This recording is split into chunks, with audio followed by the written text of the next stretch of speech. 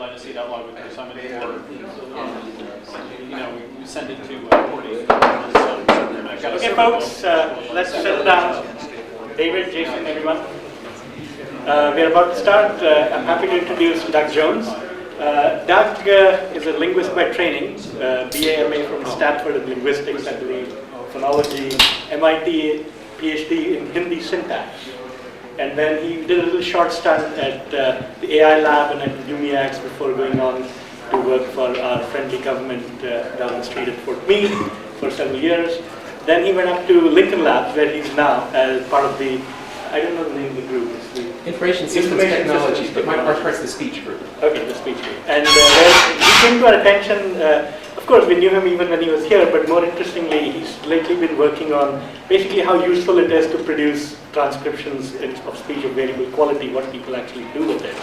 And that's, we thought, was interesting, and we wanted you to hear about it. That's why he's here today. And he's going to talk about machine translation evaluation based on DoD standards. And maybe you'll mention some of the speech work, or? I can in passing. Okay, all right. So, Doug Jones. Thanks. It's a privilege to be here. I saw the lineup of speakers before me, and it's a little intimidating. But this is a good place to be. I think this talk will be a little different than some of the others as well. There are people in the room who are going to know a lot about this already, I think. But what we want to do, I think it's important in your positions as well, from time to time, to take stock of how the technology and the ideas that you're developing relate to ways you can measure their utility outside your technical field. And language is a special case a little bit. I've had the good fortune of talking with a number of students before, and I think this department maybe is unusual, but people have a strong language background. Almost everybody in the room had some language exposure or another, and that colors your intuitions. People know language is hard if they had to learn a foreign language the hard way in school, and people, because of that, there are all kinds of tests for measuring people's proficiency. Because when you learn a language in school, you need to know how well you're doing, and the government also needs to know for various reasons how well people are doing. I mentioned Wade Shen on here. Some of you may know him, but we've worked in partnership on this, and I wanted to acknowledge that in the outset, that this is a lot of people worked on this, in particular Wade. The outline, I'll spend a little bit of time mentioning some of the motivations and some of our collaborators, our colleagues on this work. And then we'll get through, we want to look at what people who teach foreign languages to people, how can those yardsticks be accommodated to measure the technology? And we'll step through the standard military test. It's used in various parts of DoD, the services, the armed services, the intelligence agencies, this kind of thing, the defense language proficiency test. It's a high-stakes, career-making kind of test. It's like passing the bar. If you're going to want to be a lawyer, you have to pass this test. And we'll look at how you can use this test as a way to measure machine translation utility. Basic ideas: if you pass the test, you can get a sense of how good the MT is. And once we get through that, you'll get a sense of the methodology and how it works. And we'll go to another experiment where we take all of the experiments on the first part are based on text input on this test that the Defense Language Institute built for us. We'll look at an audio experiment where the translation comes in audio format and it's more corrupted, and you do less well on the test. The motivation for this part of the work came from DARPA. Although I mentioned some of the ancient history, over the conversation before started with some people I had met when I was at NSA at Defense Language Institute to develop the government standards, these metrics. The main so we had been working on that at Lincoln for a while. So we had a foundation to respond to a call from DARPA to look at this time the TIDES program. There was a real breakthrough in the program. Everybody saw this, and between 2002 2003, the quality just jumped up. And in large part, we believe this, a lot of people have said it, it's due to the quality measure that Kishore Papanyemi, Salim Rukos and their colleagues developed at IBM. I think a lot of you already know about the blue scores. it's not only measured the progress, we believe it enabled it. People knew how to, they had the hill to climb, and they climbed that hill. And so there was you can really look at a before and after picture, 2002, 2003. There was a breakthrough. And I want to step through some examples. You'll get some, if you haven't seen them already, some intuitions about that. David? I mean, I think the Arabic is particularly startling, but people can correct me if I'm wrong, but there was definitely discontinuity between 2002 and 2003 in the amount of Arabic news data that was available to train on. That's a good point. So there are reasons, and it's good to get insights into that, into the reasons why. And let's come back to that. That's a very important comment and astute in a variety of ways. We want to be able to do that without always just getting more data, too. But that's a comment upon a comment. Michelle? They also have, and it's a similar thing to what Dave said, did they also have humans looking at the output in 2003? Well, for this they did. They had humans looking all the way through at LDC, the 2000. I thought in 2002 they just had the little, in 2003 they had the little plus. Well, I just measured the blue scores here. So I mean, there's different ways you can maybe post, after the fact analyze it. Even just looking at the blue scores, maybe more simple than what you're thinking about. You can see a quality jump, and you can measure it. You'll get intuitions about it, but then we want to see how can we relate that to a government standard. Part of it, there is a scientific element to the work. We would like to know what are the skills that the test is designed to elicit so that you could see those. There's also a programmatic side to it. It helps if the technology investment can be motivated outside the research community to other people. There may be competing needs for budgets, that kind of thing. And if you can motivate it to more people, there's that side of it too, a programmatic side. Let me make another comment, which Yes. is that, suppose we hadn't had blue, Yeah. then the question is, with all the Arabic data available, would somebody still have looked at, for example, the examples that you're about to show us and say, wow, there has been a quantum jump in the technology? That's a good question. And I think that the answer to that is yes. But on the other hand, it is actually enabled by blue, because what happened is when people got all this data, they had something concrete to optimize. So That's right. in some sense it played into it. And it even goes more with the discriminative training and stuff, which you guys know about that. But I think Sanjeev is right. I think that if you don't have intuitions, you will in short order. If you look at the translation on the left and on the right, the green one and the blue one. The one on the left, the green one, you can read it, it's short. An official announced today in the Egyptian Lines Company for Flying Tuesday as a company inconsistent for flying may resume the consideration of a day Wednesday tomorrow her trips to Libya if Security Council decision trace internationally imposed ban comment. The words are all kind of right, but they're jumbled up. And you know what it's about, but you don't know quite what it says. Following the decision of the Security Council to suspend the embargo imposed on Libya, now the words have come together and you can start to get facts. So the fact is what I wanted to, it's not just the words, you can tell what's going on. That leap, I think Sanjeev is right. I think that people would have noticed this. They would have noticed. Whose translation engine is it? This one? Kevin's. The one. Actually, all the way through. Both of them? Yeah. I see. Yeah, his in 2002 and in 2004. We should, when we get to the end, we'll try to give thanks to for all the people who helped. This is a case where it really took a village. I mean, Kevin, and I should not just Kevin. A lot of people there worked on that, but it's the ISI system.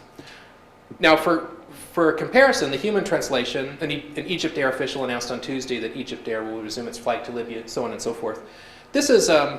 I think here it's not necessary, but it's a mini tutorial on how blue works. I think everybody here probably already knows. But what it does is you count up the number of words. Well, we say grams because the punctuation counts, so it's just easier to say 1 gram, 2 grams, 3 grams, and 4 grams. And so there's a table at the bottom that shows how many of these were counted in 2002 versus 2004. And there's more of each. And you can see you saw the jump in the score before. In the aggregate for the TIDES evaluation, it's also reflected in these examples. And this is the basis of the blue scores. And to some people, I think here this seems natural. For people outside the field, I think of conversations we had at the Defense Language Institute early on where this seemed very unfamiliar. The idea that you would count matches in a translation without looking at the source, it dumbfounded people that I wouldn't look at the Arabic and measuring the quality. That can be as it is. I mean, I think that it's a driver and it's important. And this is how the blue score is measured. Again, I think people know about this. I just mentioned there's a little more to it. I don't want to, you saw a tabulation before. There's more to it. There's a length penalty, so that you don't game the system, and it's a harmonic mean for longer words. I think you probably know that, or we can get into it later if need be. But the point being, It's quick, it's easy to compute, it's a Perl script you can send around in an email attachment. There are several varieties. Keyshore has another one that has a confidence measure, I believe, inside. It revolutionized, I think, how people thought of MT quality. And I don't know if it's necessary to say this, but the stuff I'm going to talk about on the human evaluation I see as independent and orthogonal. Both are necessary. I would hate for somebody to think that I would somehow want to replace this. I think this is driving the research. I think it's good. I think the human subjects I'm going to talk about are a different thing, and it's orthogonal. However, that being said, it doesn't answer every question. I can't just look at this and say, what does a blue score of 0.5 mean practically? I would break out champagne if I got 0.6 blue on all this.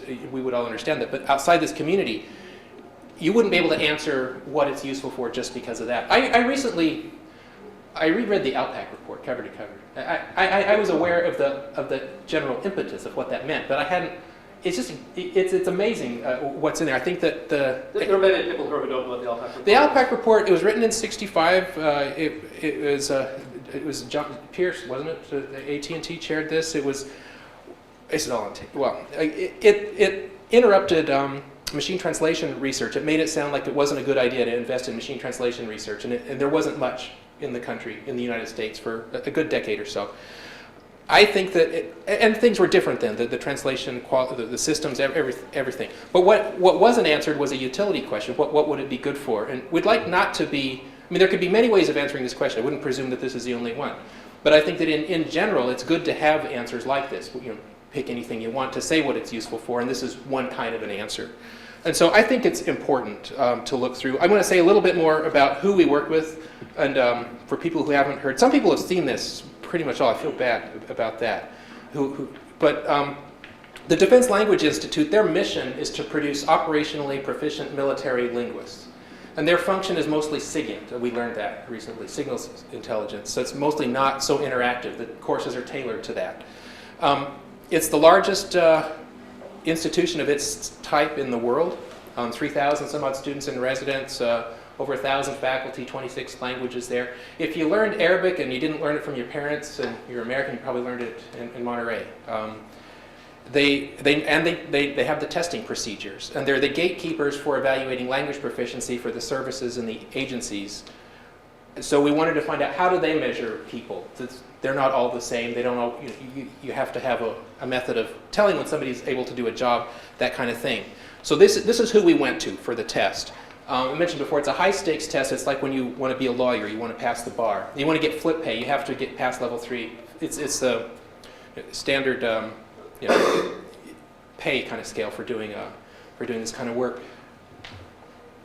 This is just a cartoon version of there's a whole literature on this. You can go on the web. I can give you references on the Interagency Language Roundtable. In its time, it was kind of a revolution by focusing on proficiency rather than grammatical constructions you might have learned in school or demonstrating sort of just basic knowledge. It was proficiency to do tasks. If you can think about the HR nightmare it would be to go through like military-wide or government-wide and say, for each job, how can I tell if somebody can do this job? You have to abstract away from that somehow. And for ones that involve foreign language work, this test is what was the answer to that. So the cartoon version on the levels, like I said, there's a whole literature, 30 years of work on this. Level 1 is kind of basic survival skills. And I listed an example. You can find names. You can get around basic life. By the way, I should mention, each one of these has reading, writing, speaking, and listening skills. So you can abstract away for each of those. Level 2, you can get the basic facts. So you think of Newswire text as showing facts. You can understand that. Level 3, you have to start to read between the lines, understand inferences. You start to need cultural knowledge, that kind of thing. And the level 3 is the goal for, it's a military goal. So what we wanted to do is take this test and adapt it to the machine translation. And it's real simple. You just take an Arabic test, a DLPT test, and you just drop in, instead of reading Arabic, you're going to read machine-translated Arabic into English. And that was it. And we constructed a reference translation. We outsourced this to 4 different translation houses for the Arabic. We adjudicated this, made a very high-quality English translation. We would give this test to human subjects in the 2 forms. So you could contrast with pretty much what we would call perfect English, as perfect as we could make it, versus the machine translation. And the idea is that better MT means a better score on the test. And your baseline would be, how well would you do if it were English? And that's kind of it. And so the rest is details on how we implemented this and how we got through it. I wanted to give some props to we worked with Ted Gibson and people in the psycholinguistics lab at MIT. This is a part I won't say so much about. Actually, one of the students have a question like, what won't you talk about during your talk? And so we spent an hour kind of talking, the people who were there around the table, about some of the ears work we did on transcript readability. And I felt like it was really important for us to understand how you do these tests, how you have statistical significance, and how to set this up. And we learned a lot from Ted and his colleagues there. I want to at least acknowledge that. The test itself, like we say, that came from the Defense Language Institute, although we used Ted's subject pool, among others. Now, some people have seen this example. I thought of swapping in a new one, but since the examples were key to it, I didn't want to mess anything up. So this will give you the look and feel of it. There will be a number of people in the room who can. How many people can read the Arabic? There's always at least 3 or 4 people. All right. Oh, okay. So I'm sure you can answer it by the Arabic. What's the purpose of this article, and what message does the staff add? Some people answer that question without knowing any Arabic. It kind of amazed me at first, but it makes a point. People can try to answer. Go ahead. Somebody. What's the question? What is the purpose of this article? This article. Yeah. And some people answer it correctly just by looking at that with no knowledge of Arabic. To announce a wedding. Yeah. Okay. Did you got it from just looking at that? I don't read Arabic. That's what it is. So the shape. It was based on the format from the fact that it says it's in our society section, and the fact that you said that some people can get it. Yeah. So there's some clues there. That was one I should have thought more about. But the point being, there's no hard and fast break between what you know just from general life experience and your language knowledge. You'd like to think there is, because of Chomsky and stuff maybe, that there's one part that's grammatical and one part that's everything else, but it's really hard to make that break. And people can look at, and you say, well, is it fair? I told you it's in the society section. Maybe you would have known that. So it's worth making a point. It's come up a couple of times, and I think it's worth thinking about. Yeah, I wouldn't bet on it that everybody can do that. They might be wrong, but the idea that somebody might do it. Think about that, because there's an example of this. What message does the staff add? You'd be hard pressed. Maybe you can do it. David would be more likely. He knows some Arabic. You'll get it now. This is the machine translation. It's kind of stilted a little bit, but you'll see there at the end. It's sincere congratulations and wishes them happiness. Kind of it's just a language model error, I guess. But you get the answer right. You put that well wishing there. You got it, and people get it. They get this answer right. Reading the machine translation. This is level 1. It's simple stuff. It's just basic. I can read through the classified ads. I can't necessarily get a lot of facts necessarily, but Who wrote this? This is a machine translation. This is a machine translation of this. Again, Kevin. Yeah, Kevin's. I see, and it has twice happened. I know. I don't know why it did it. Maybe we could analyze that. The one thing It's not what you I said more when we were at the Foreign Service Institute. It's an artifact. It's a distraction, to be honest. The thing that I don't think here it would be a big deal. At the Foreign Service Institute, we had to emphasize that we didn't expose a live DLPT because they're very expensive to build. $500,000 to make one of these tests. Yeah, sure. I'm wondering whether the word happiness is actually repeated. No, it's not. That's why it's kind of I should. And what were you saying about a live DLPT test? It's not a live. We had the good fortune of having the principal architects of the DLPT test make a brand new one. So I wanted to kind of mention that. So they made a version of the test for you. Yes. And you gave it to people where all of the Arabic text or whatever the foreign languages were replaced by machine translation. Yeah. And you saw how well the humans did. That's right. And you gave it to how many humans? A couple hundred. We ran several experiments. Yeah. Yeah. Yeah. I started to count. I was going to get the count because I thought somebody might ask. It was at least 500-600. Yeah. But with the ears one and this one. This one, at least a couple hundred probably by the time we did all the experiments. We run them in batches. We had overkill on the number of subjects just because we wanted to make sure we had enough. We had statistical significance with far fewer than we would have run like 80 subjects. We would have probably, we could have done. And did you also run a control group that had access to the real Arabic? And given that the test wasn't live, we required for our purposes that we required that to be college that. We're governed by the institutional review boards. We had to be careful about how we got the subjects and what we told them and stuff like that. People self-reported being comfortable reading college-level text and pretty much would say, I'm from MIT. Sorry, that's not what I meant. I meant, how do you rule out well, let me finish. Go ahead. We required that they not know any Arabic. So your contrast of they wouldn't, if you put the Arabic in front of them, they're going to get nothing.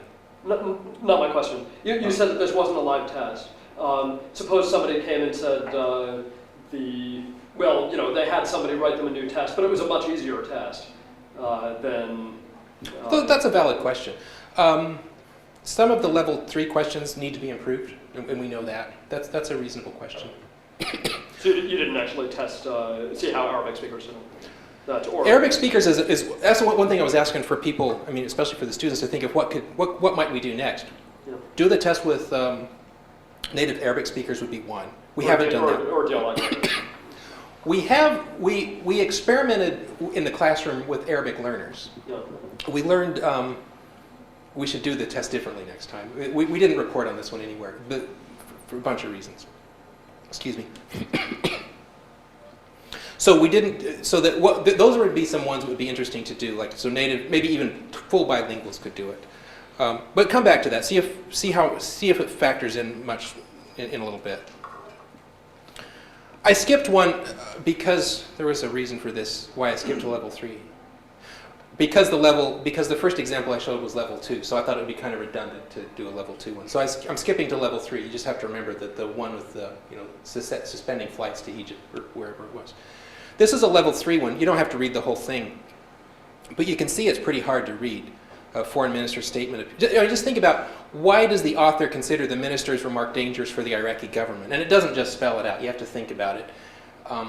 If you have to read all of this, the jumble of words, it's pretty hard. And level 3, you have to read between the lines, make inferences, that kind of thing. People generally failed on this one. So that's just for you to have intuitions about what a level 3 text looks like. Complicated editorial. So this is the experiment we ran. I said 69 subjects. There were actually 84. We kicked some out because they failed. We had a screening question to try to control for people who would at least have some world knowledge, and so that mattered. It's a detail I can get into if somebody wants to know more. It was a Latin square design, so people would see. Every passage would be seen by every subject, but only in one condition. We measured their reaction time and their accuracy.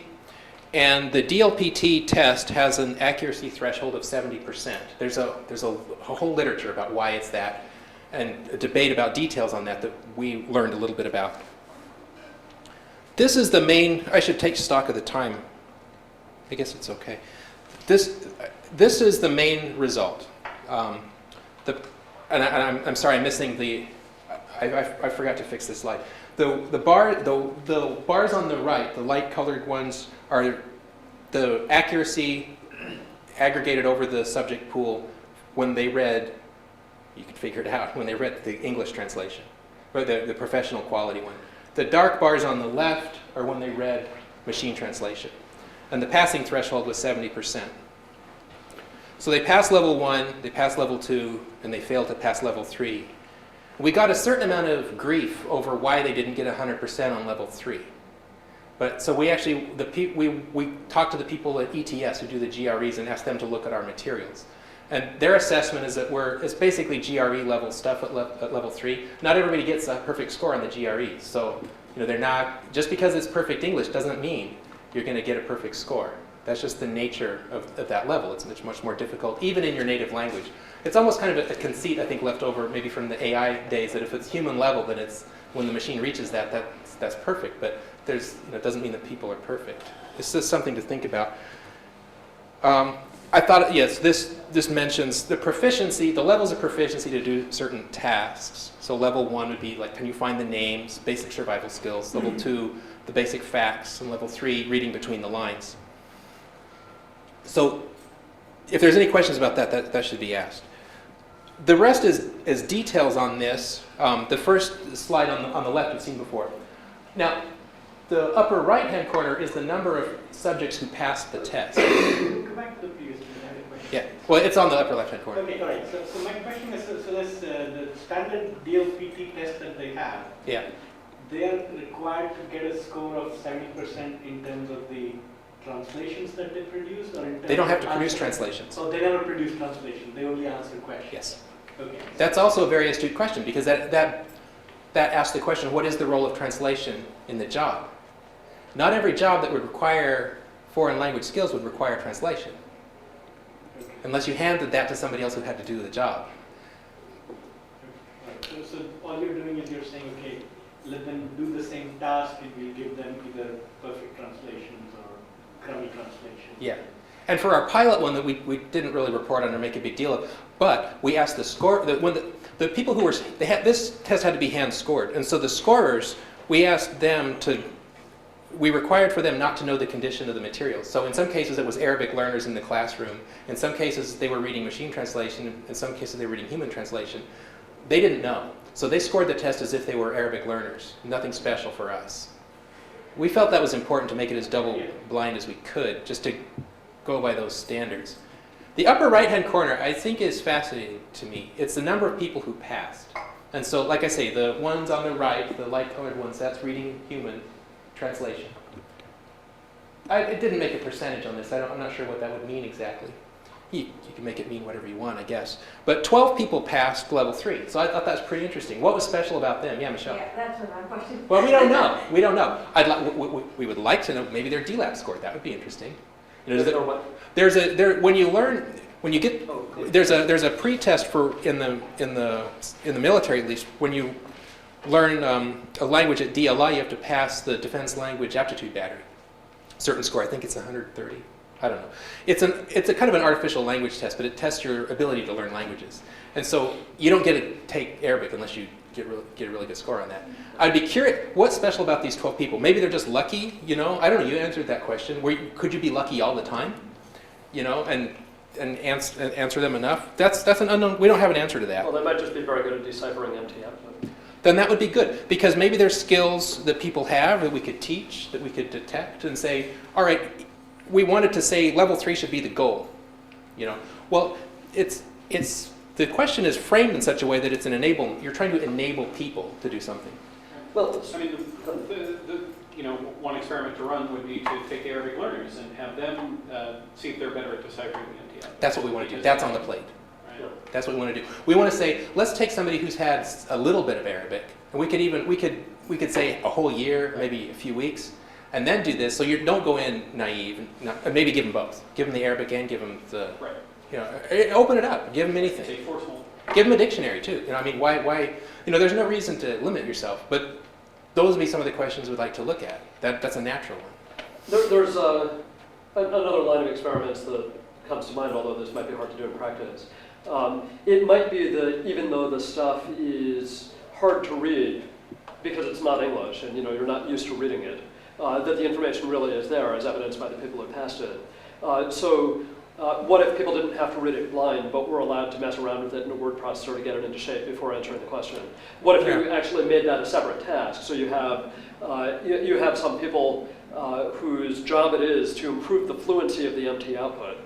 That's you made me. I mean, so they do well if the people who that more fluent output is passed on to are able to pass the test. That's an interesting idea. But they don't know what the question is when they're making the output more fluent. You could do that. I thought that my colleagues talked me out of this idea kind of along those lines. I was like, what if you worked in buddies? Like you had 2 people and like one person could. The thing is, this test, it takes about 4 hours if you're not that fast to do it. It's fatiguing. You get so tired of it. It's like if somebody were kind of clean it up for you and you kind of work it together as a puzzle. I don't know. Those are good questions. The lower left-hand question, just slide. Those are the blue scores. You can see that the human translation blue scores are always better, but that's not the main factor. I mean, it's just not. It's not as clean as we'd like. It's not just nicely correlated with everything else. So that's 1 against 3. You had 4 translations. Yeah. Average 3. We had to use 3 because for the human translation we had to save 1 out. So we outsourced 4 translations, but we kept 3 of them for the blue scoring. You didn't just go out there. Well, we could have outsourced 5. Well, we wanted to hit. Well, there's another. I know.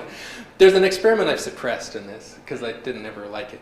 But we had one other condition, which was called future machine translation, where we interleaved the human translation with the machine translation.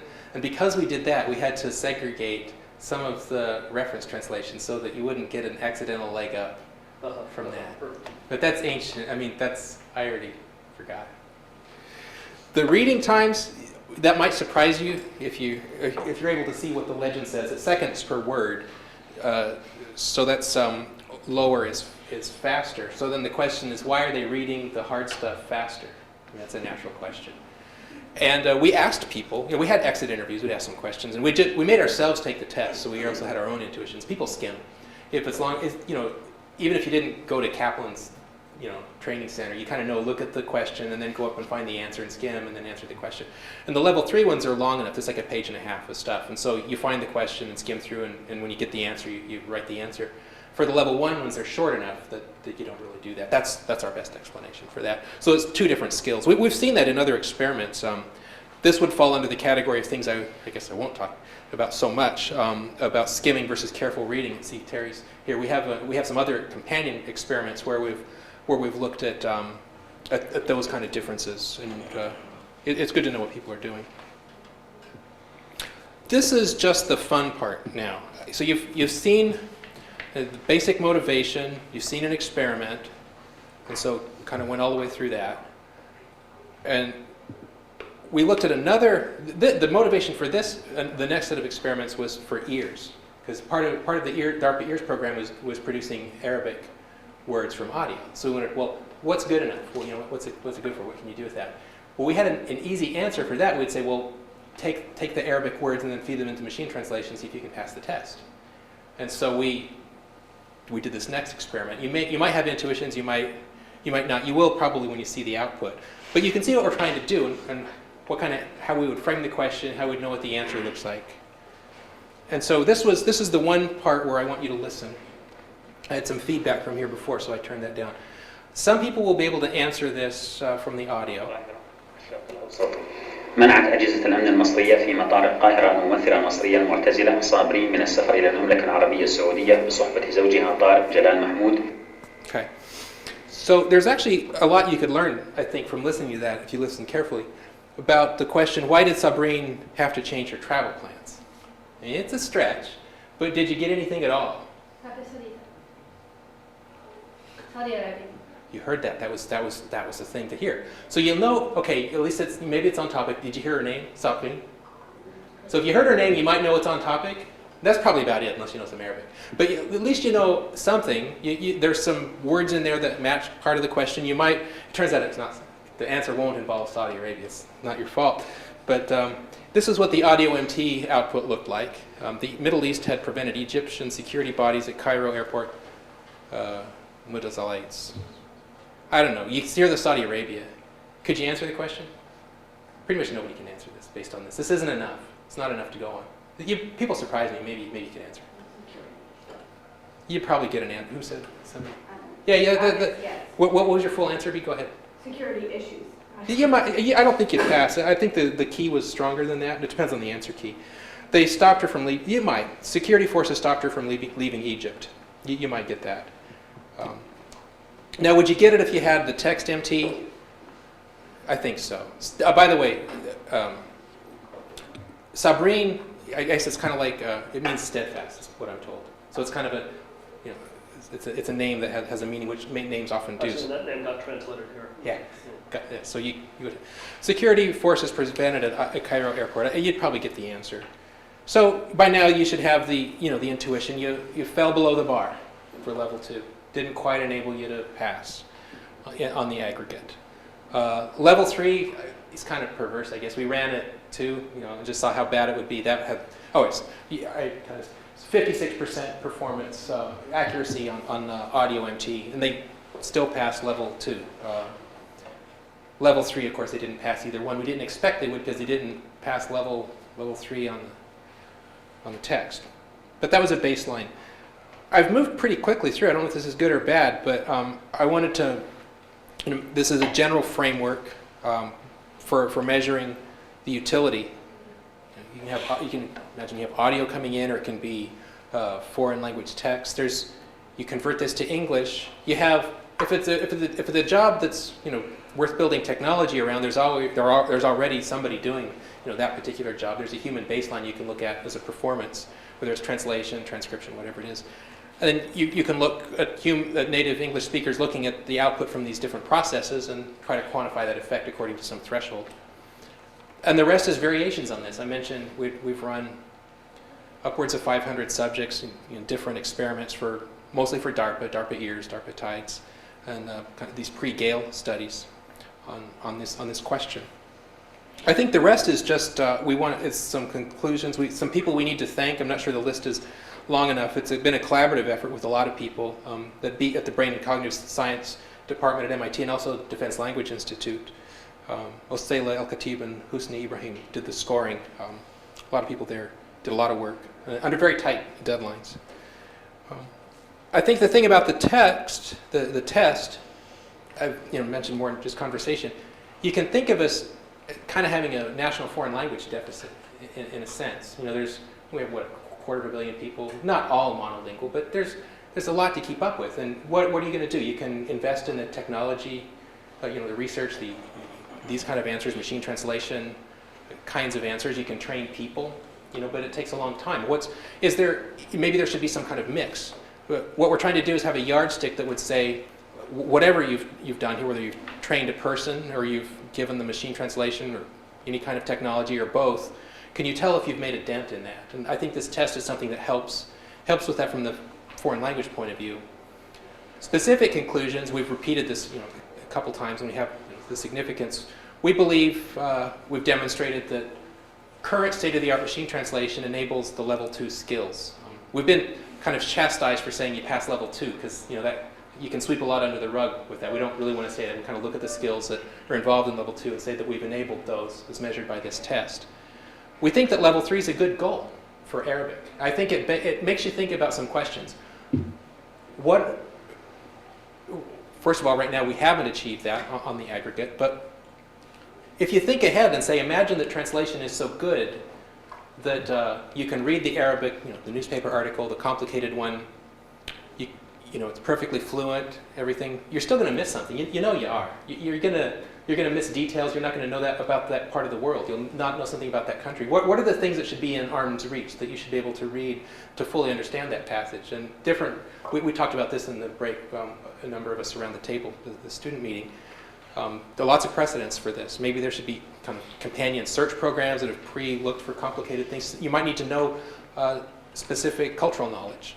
Those would be things around the corner. Maybe you try to think, how does this affect you right now? I don't know that it does affect what you do for algorithm development. Maybe there are specific skills if you go, and I would encourage you to look at the skill set, the Interagency Language Roundtable skills. If you wanted to target technology towards specific ones, that might affect what you do.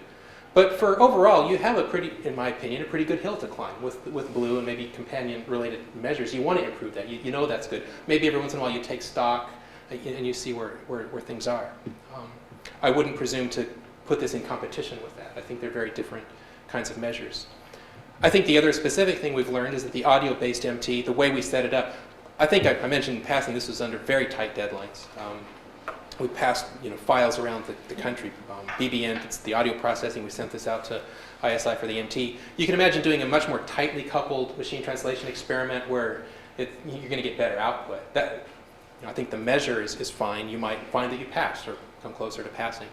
But it being as it is with the propagation of errors, they didn't pass level 2 on this. So we feel that the yardstick is serviceable. We feel like it lets us talk with people. It opens up conversations. If you know that people are doing jobs that required level 1, level 2, level 3 skills, then the inference is that with the machine translation you can do those jobs. So that's the open question. We haven't demonstrated that with this. That's a leap of faith. And so that's one thing that would be nice to find out. And there are other, there are examples of, I think, machine translation being deployed very successfully. I think many people in the room have heard Francis Kubala's and his colleagues at BBN, and I guess other people with their the DTER experiment, DARPA Tides Iraq Reconstruction Report experiment. It's a very, very successful deployment of machine translation. I would take that as an example that it was useful. But look at other specifics and run subjects, I think, are a good thing. I guess from here on, I tried to cover it in 45 minutes because you can only sit so long. And so I'm not sure how long people want to sit, but that's the basic thing.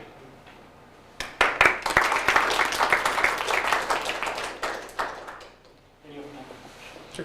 So Yeah. let's say the text-based MT. Do you know how well you can do with the MT system from 2002? No. That would be a nice test. It's hard for people to mothball their systems. This, I don't know if people have. That would be it would be an interesting experiment. Maybe I should just say no and leave it at that. We don't know. If we wanted to find out, you could imagine ways of trying. You could try to make a comparable system with the, see the specifications that team used to build that system, try to build something comparable and see if it matches. If that were an important enough question, you could do that. But we have not. You could do something else. You could take a current system but train it with. I guess the question you're getting after is, like, at a blue score of 0.42 or whatever it is, you pass level 2. Is that what you wanted to know? Yeah, what blue score would you not pass it? The problem is we're not for another language, and then you could do that, but we already tried to look at correlations. They're very weak. I had them. I don't remember them right now. I just remember they're not interesting. The problem is that the test itself, by design, and I'm not sure that we might want to rethink parts of this. The way they do these tests for humans, for people, the language learners, is that when they construct the test, they look at the most important parts that they expect the person to understand. So that's fraught. That means we have a hard problem because the machine translation, the blue score doesn't. It's a distraction of what it does on everything else. We only care about the part that was important, but the machine doesn't know it was important. So it's not a very sensitive test that way. The reason I alluded to, if we wanted to rethink that, we could imagine asking more questions throughout the text if we wanted to. We might get a closer correlation with blue if we knew, if it had been corrupted severely on this particular sentence, and we had a bad blue score there, maybe something like that. But I would not expect an easy correlation between blue and this, and that's not an easy problem to fix. Yeah. I have two questions. So the first one is, what's your projection of Chinese when you do instead of Arabic? The second one is the audio transcriber performance, or like Polaroid or something like that. Which system is from BBN or from? We used BBN system. This was a. They were able to do the work quickly. I wouldn't want to take this as a comment that somebody else's system was better or worse. I mean, we felt like theirs was very good, but others might also have had a good system. It was driven by necessity and a timeline. The answer to the Chinese one, I don't know right now. My gut feeling is that it's going to be comparable. This test itself is not that sensitive. I wouldn't want to use this test the way we have it to compare two systems with each other, or even one system in a very short period of time. I think of it kind of like maybe once a year you put a mark on the wall to see how tall your kid is. She's taller this year. It's kind of like, to me, it's that kind of a test. I think it's appropriate for state of the art, maybe on a periodic basis. So when I look at the Chinese, if I kind of ask myself, am I getting the basic facts by reading the translation? It kind of seems like it. Do I get to read between the lines and understand the nuances? I don't feel like that so much. And so just based on that, I would expect it to be comparable. But one of the things we'd like to do is maybe build a test and conduct that experiment. So that's something that obviously came up in our thinking. It took a long time just to build this one and to work out all the kinks. There's like a half dozen experiments I didn't talk about because they were like along the way when we were learning how to do it, and how we adapted from the more purely psycholinguistic test platform that we used on the other experiments. We had to do a lot of adaptation, and we didn't want to do that with two full tests at once, and so we just focused on one. Fred? What do you think of the measure that Tether wants to employ? Maybe I should say it, but you can say what it is. Okay. That's a hard question. In this, does everybody know what I'm talking about? No, they don't. You should tell them. did you take the whole thing? Okay. No, it's okay. You're an academic institution. You're free to speak your mind. Well, So should I tell please, them? please. That would help. That would help me. Well, allegedly it will take the output of the machine translation and measure the smallest number, essentially the Levenshtein distance between that and a sentence that makes sense and is fluent. But except the one catch was it allows groups of words to move. Yes, that's true. Right, right, okay. So at a distance. But the point is that there is not a, I mean, my point at least is that there is not a standard sentence into which you have to transform it. It's sort of up to the person who transforms. So in other words, for every hypothesis, there is a nearest useful English translation. So if you think of all possible English word strings, then any string that you could put out, in its neighborhood, there is a good string. And you measure its distance. I'll say a little more. I think I can say a little more. Human translation of that sentence. Well, what Michelle said is right, and that's very important. Do you want to say more? Yeah, there's a difference. I gave a talk, unfortunately, to this group about an edit, well, not this group, but a small group that was interested in me and allowed me to talk about a project I was doing. And we did do that. We moved around words in output to form a sentence that made sense. But we didn't compare it to a human translation of that sentence. Did or did not? Did not. Yeah. This is a crucial difference in what I present to a group here and what is being done in Dartmouth now. Yeah, I mean, I what think they want to do. Yeah. I think, I mean, though this I just one. learned that yesterday. Okay. They have a human translation, and they're going to compare the output to the human translation and do this edit distance. That's right. Yeah. Did you say? Maybe Fred said that. I'm not sure. Part of the way the process, the way I understand it, is you will look a person, either a full bilingual, probably not, or a native English speaker is going to look at machine translation and a trusted, perfect, let's say perfect, reference translation. Right. Well, let's say that it's as perfect as we can make it. Excuse me, I don't understand it the way you're saying it. I don't understand, I mean, my understanding is that there is no prescribed human translation. Then that's not true. The person who does the movement creates. No, that's not correct. What do you mean? Last year, like they were saying, even that they've sent like the same sentence to 3 different agencies or 4, and what they got back is that when they were looking at the different translation, they didn't even get like a really high agreement between them. Which part are you talking about? Like the fact that like You were. Okay, let me. Yeah. I want to. Yeah. What Fred? I think. Okay, what Fred said. There's a part which it is true. What it is true for the calculation. Yeah. What you said is true for the calculation. Yes. For the creation, there's a separate step, which is to the side of the machine translation. There's a trusted, perfect reference translation, and but that's important because if you don't have that, you don't know what it was supposed to say. I know, but you still don't have it. Okay, I am asking you a question what you feel, but I'm telling you what you should feel. So I should, shut up. Well, part of the thing is I don't think it's negotiable. I think that's the thing in terms of the measure. All right, this man has money, so it's not negotiable, but that's not what I'm asking. I think I'm asking whether you think that this is as reliable as the Bloom score, actually.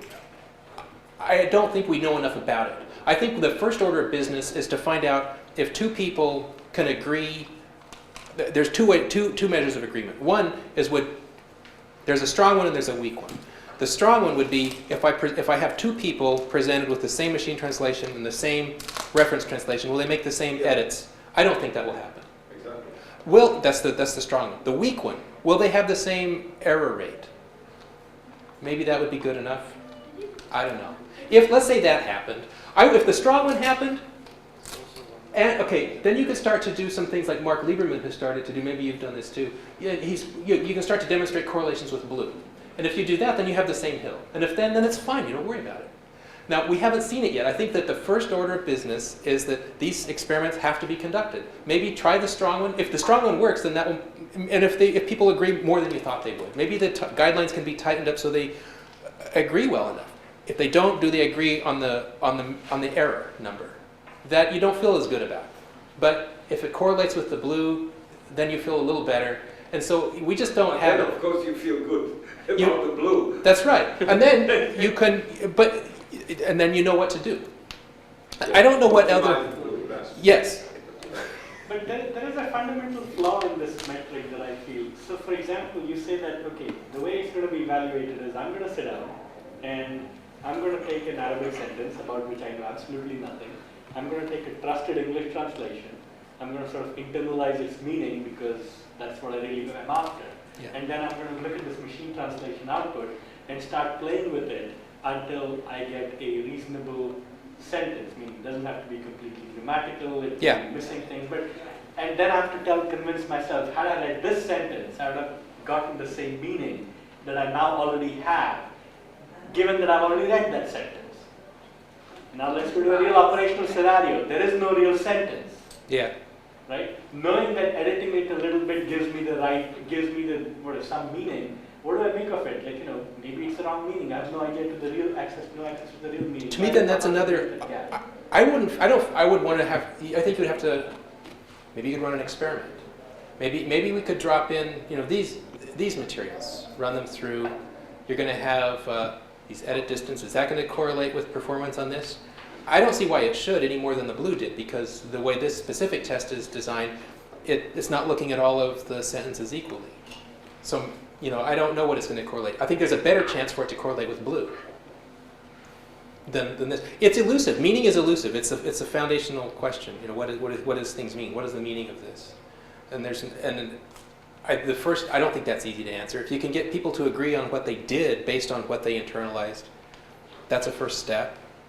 I think the thing to think about is what are these experiments going to look like such that progress could be made? If the answer is that it correlates with blue, then that's the possibility that you know what to optimize. And what are the steps along the way to either make an adjustment or to demonstrate how that's going to work? I think that's what's on my mind anyway.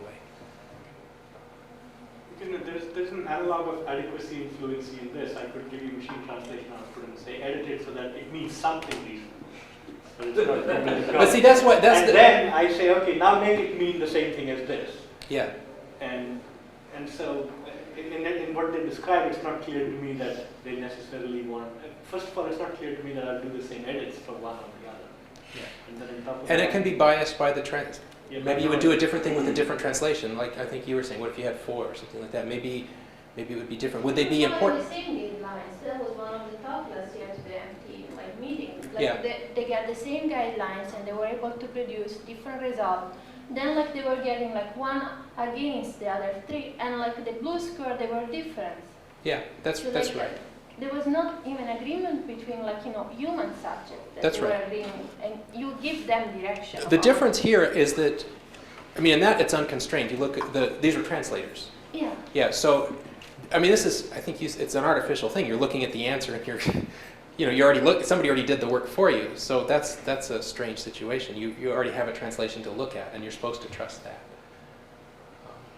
Did you conduct the experiment where you take the 4 translations for the blue score and see whether they actually mean the same thing? Wait, if you did what now? Well, the blue score is obtained from coincidence with 4 different translations of the Arabic text. Yeah. Now the question is, do the 4 different translations actually mean the same thing? Okay. Well, that's a question which goes to how do we answer that? How do we answer that? I don't know. You'd have to conduct an experiment. Yeah. One way. Maybe this is silly, but would they get the same score on this test? Would that count? If they answered the. I don't know. I can answer it anecdotally that in a 1,000-sentence test set, we have found examples where the 4 humans don't mean the same thing. They mean they're off, and sometimes very dramatically. It's well known. In my experience, the we outsource these, so it's limited maybe to this test, but they do what you ask them to do, and they'll ask you, do you want me to be more faithful to the original, or do you want me to adapt it to you so you can understand it better? It's not just that the words are different; they talk differently, and there's the way I would conduct this experiment is that I would give some Arabic speaker, the task of constructing these SAT questions. Okay. And then I would give blind people the 4 different translations and find out how they answer them. And if they, we could do we that. would know how good they are in SAT scores, and we'd see. We could do that. In this case, we had the Arabic experts create the SAT questions, and we would have the mechanics to do that test. No, I thought you asked how would you find out whether they mean the same thing. That's so right. It wouldn't be identically that they mean the same thing, but we'd have some kind of a handle on it. You can measure it, and you can look at the statistical significance. That would be one way that would be serviceable. Right. I don't think it answers the deep questions. of what's in people's minds. Jason? So this is a different question, not related to the previous one. Do other people want to follow up on this line? Okay. So you mentioned this interesting question, I think interesting to a lot of people here. From these kinds of experiments, either these or ones like them, what can people who are doing MT research conclude about how to do better research? Another way of asking the question is, what are the properties of a translation which allow people to answer questions on this test correctly about it? One thing that would help, actually, if you were to run more experiments like this, would be to give different translations from the machine's n-best list to different experimental subjects. So you can say, okay, what are do people do better with this translation or with that translation? Now, maybe that doesn't correlate so well with the BLIS score. It crossed my mind to do something based on it. We put this in front of people at the PowerPoint level. Yeah. Give them the lattice. Or like a slimmed down version of it, and you can pick your way, you can walk your way through that. People are pretty good at that, and you just make it readable enough for them. Right, I had that question also, but the question I'm asking now is a little bit different.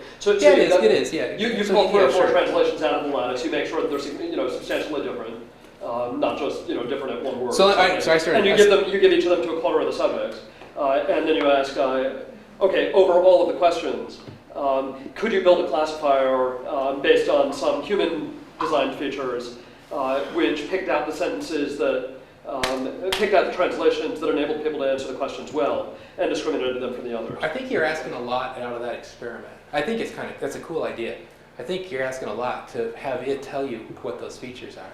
No, I'm not asking that. I'm just asking for you to collect the data, and then linguists can try to find features which discriminate one from the others. Maybe that. That's really interesting. And then, because there have been experiments in re-ranking, right? So wouldn't it be nice if we could throw in features into the re-ranker, which don't just improve BLIS score, which also, at least for the samples that you took from the lattice, push the ones that help people answer questions up above the others? That's a cool idea. My gut feeling is you don't have enough data to do it with this, but because you're going to need it. Maybe not. You got we had, there were 18 level 3 documents. Well, just figure ballpark, 30, 20, maybe 100 questions. 100 sentences. Yeah. I don't know. We can do the back of the envelope later, but it's a cool idea. That's a cool idea. What I'd really like to know is when does the ranking of translations by how well they enable people to answer questions differ from the blue ranking? Because in places where they differ, that's telling us that we should be throwing something else into our systems in order to help real users.